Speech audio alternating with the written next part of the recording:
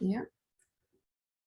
All right. Well, good morning, everyone, once again, and welcome to our public meeting. I am we don't have any guests on the line. Well, we do have some guests, which we'll mention in just a bit.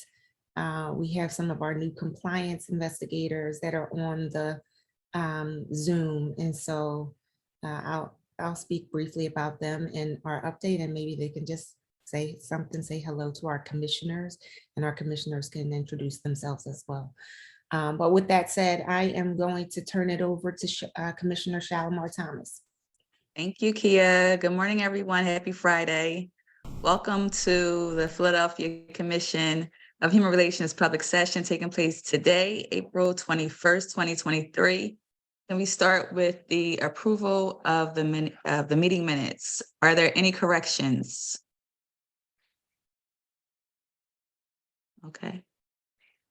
All right, no corrections noted. I move that we accept the cases. Accept the minutes and that they are submitted into the record.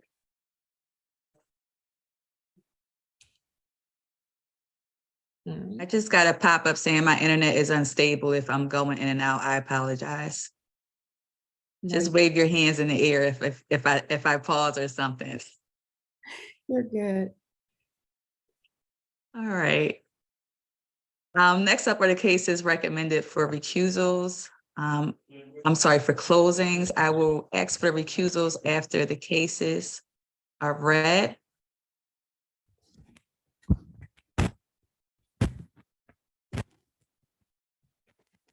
Cases recommended for closing for the month of April are as follows. Under employment, we have Charles Talbert versus National Asian Pacific Center on Aging, Tiffany Washington versus Fire and Ice Bar Lounge, Robert J. Crossfield versus City of Philadelphia,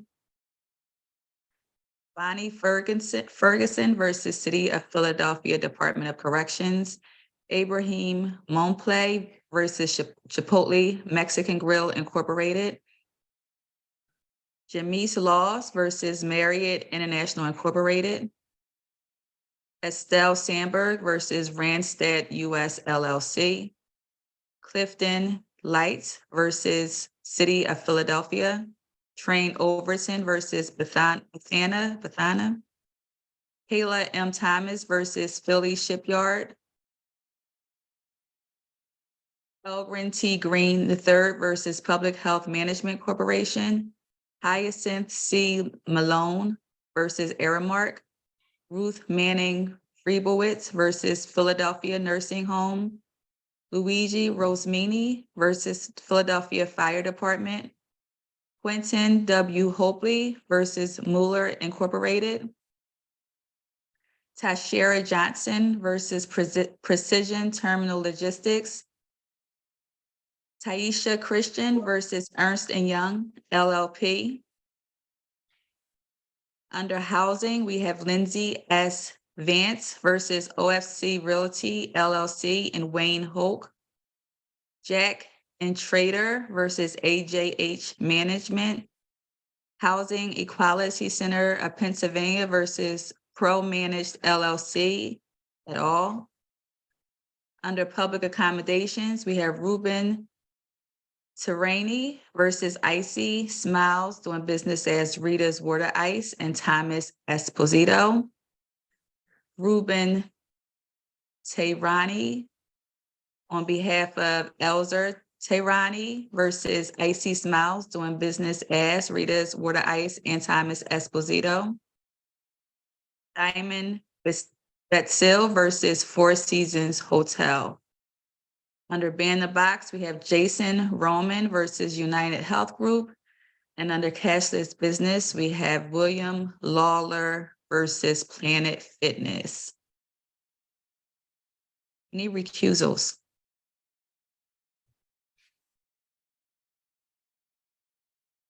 Okay. Okay, no recusals have been noted. Can I have a motion to accept the cases? So I see the moved. motion. Okay, thank you. I had the motion by Commissioner Ho and second by Ricks, I saw Commissioner Hohan go first. All in favor? Awesome. Cases for the month of April have been accepted.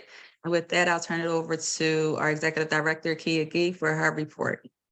Thank you, Commissioner Thomas. So we have quite a few exciting updates to share today.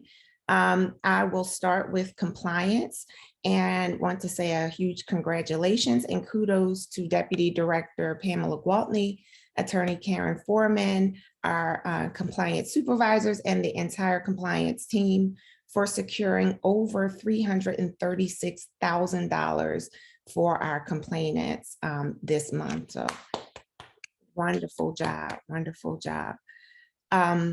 Also wanted to announce that we have 3 new compliance investigators who are joining us today, who just happen to be joining us today on this call.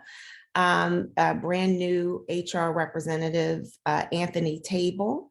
Anthony comes to us from a background with the City of Philadelphia through the Department of Human Services, I believe Office of Homeless Services as well, and then the Department of Prisons. So he has a broad set of experiences here within the city.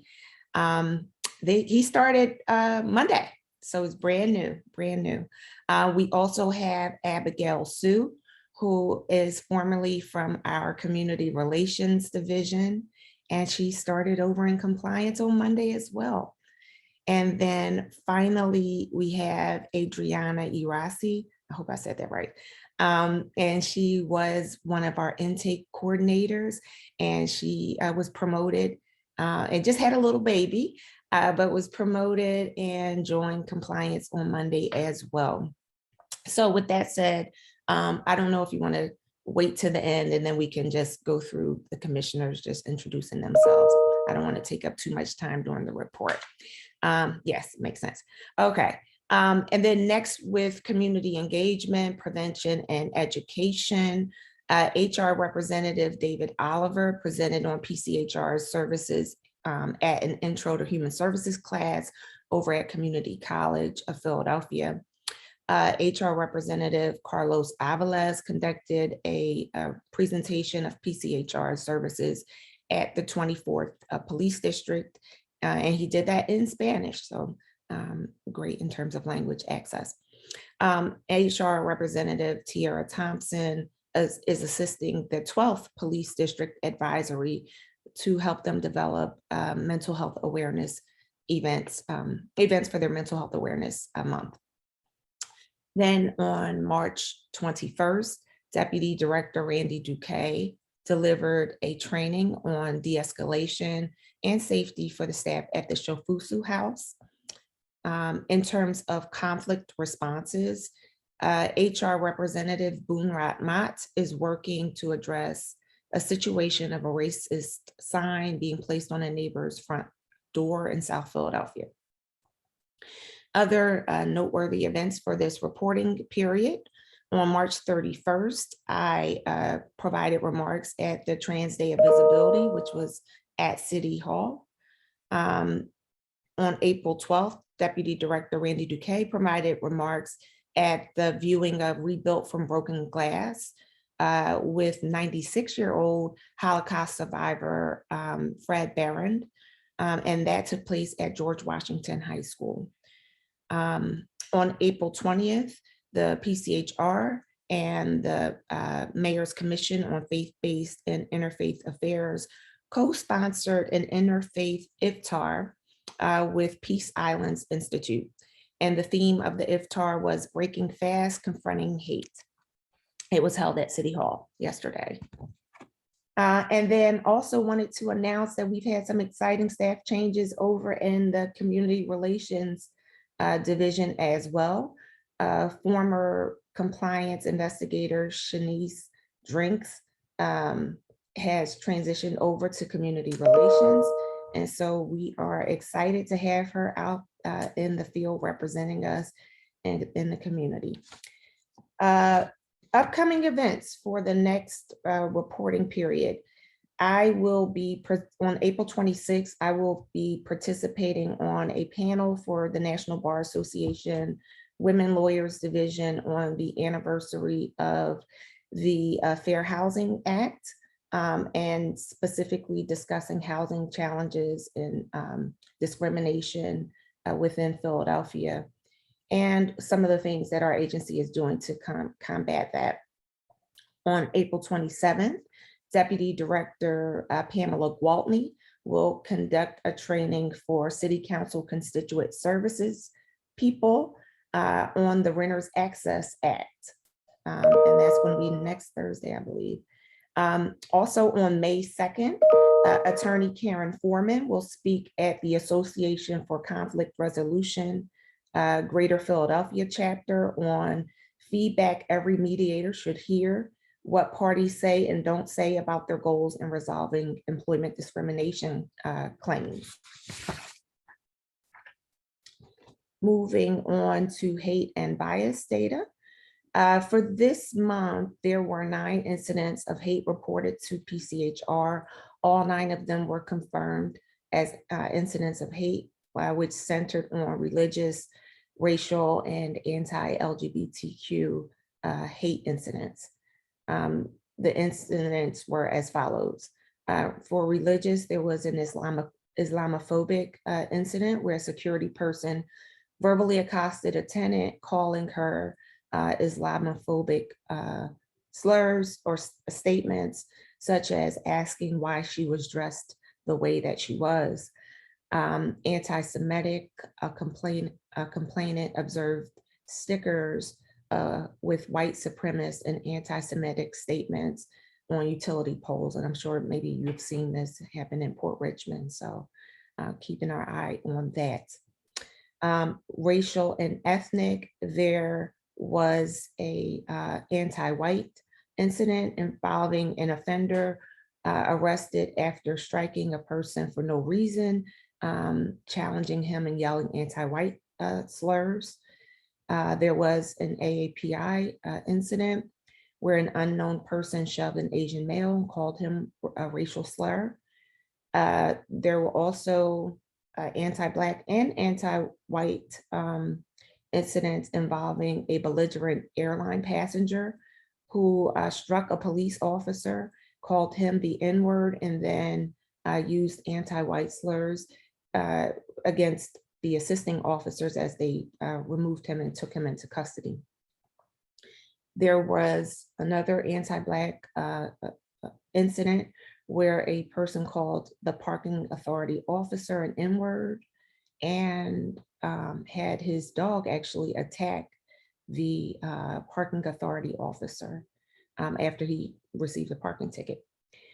And then there was another anti-Black incident with a city subcontractor who was repeatedly called racial slurs and threatened by gun by a tenant while he was working on a utility system in an apartment building.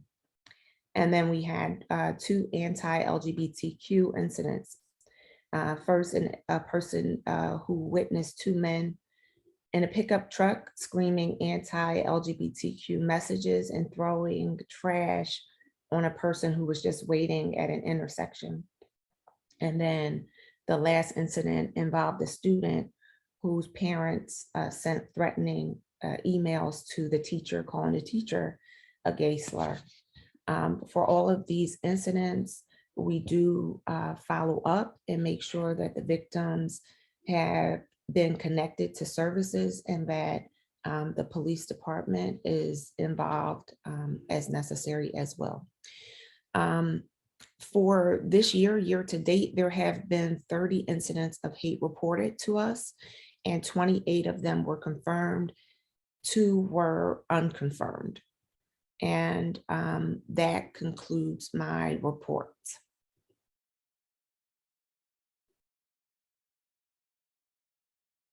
Kia, I did see Commissioner Rick's hand up. Commissioner Ricks, was your question answered?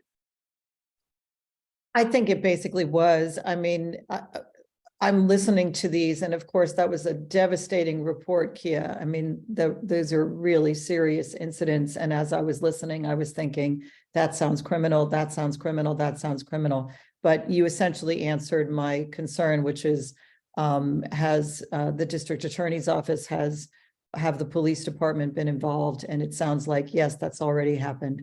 But I have to say that was a really devastating report, and I thank you so much, and all of the investigators, for all of the hard work you're doing in following up these really egregious incidents. Thank you, Commissioner Riggs. We are working hard, and each month we hear heartbreaking stories, and our team is just, they are very dedicated to making sure that our complainants see justice and that our community is supported when they have these incidents. So thanks to all of our team.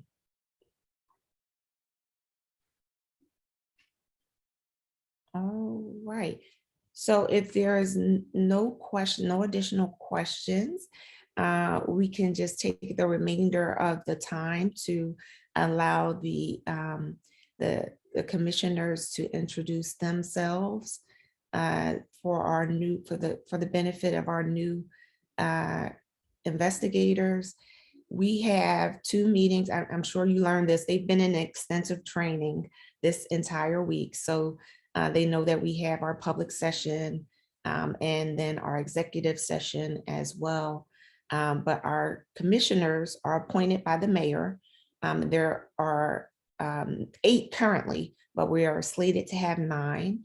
And they are a dynamic group of professionals who come from all different types of backgrounds and advocacy areas that they advocate for in terms of community support. So I'm just going to turn it on over. Maybe Commissioner Shalimar Thomas can start out with a quick introduction. Yeah, Kia, I was thinking maybe we can finish the meeting and then we can stop recording, and then maybe we can stick around and introduce ourselves and meet everyone. Does that work for everyone? That works for me. Okay. All right, great. So I'll finish out the meeting. Our next meeting will take place in May. It's May. The executive session is scheduled to take place on May 12th. And the public session will be held on May 19th, 2023. The readers for the month of May are myself, Commissioners Ricks, Zulfikar, and Ho. Can I have a motion to adjourn? I see it first and second by Commissioners Loren and Commissioner Kareem Thomas. All in favor? All right, with that, the public session is adjourned. We can stop recording and if we can hang back and